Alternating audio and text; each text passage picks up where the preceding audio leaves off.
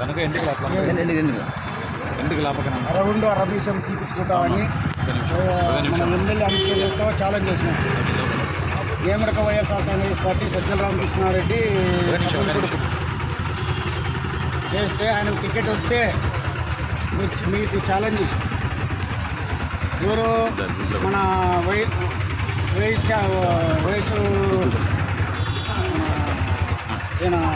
Narayana municipal vice చైర్మన్తో అలా అన్నా నేను అరగుండు కొట్టించుకోవడానికి కారణం అన్నా నేను అరగుండు కొట్టించుకోవడానికి కారణం ఏమంటే కదా ఈ ఎమ్మెల్యేకి టికెట్ వస్తే మన వైఎస్ఆర్సీపీ కాంగ్రెస్ కార్యకర్తలు చాలా ఇబ్బంది పడతారు, చాలా అగసాట్లు పడతారు. నేను పన్యా కూడా 23 ఏళ్ళు పనిచేసిన ఒక డ్రైవర్గా, వాళ్ళ కొడుకు 6 నెలల పిల్లోంటి కూడా పనిచేసిన. ఆ ఎమ్మెల్యేకు మళ్ళా అధిష్టానం టికెట్ ఇవ్వడం జీర్ణించుకోలేక ఇదే వయసు మున్సిపల్ వైస్ చైర్మన్ నారాయణగిరితో ఛాలెంజ్ చేసింది. అన్న మీసారి టికెట్ వస్తే ఆ గుడ్డు కొట్టించుకుంటా, ఆ మిషన్ తెప్పించుకుంటా అని. ఈ గుద్దు కూడా నేను మాట తప్పలే. ఇదే గుద్దుకుంటూ సీదిరెడ్డికి ఓట్లు వేస్తే పుట్టపర్తి అధోగతి పాలవుతుంది, చాలా ఇబ్బంది పాలవుతుంది.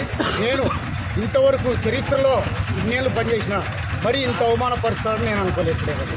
కానీ దయచేసి 175 సీట్లలో ఓ సీట్ ఓడిపోయినా ఏం కాదు, 174 సీట్లు వైఎస్ జగన్మోహన్ రెడ్డికి వస్తుంది, గెలుస్తాడు, సీఎం అవుతాడు కూడా.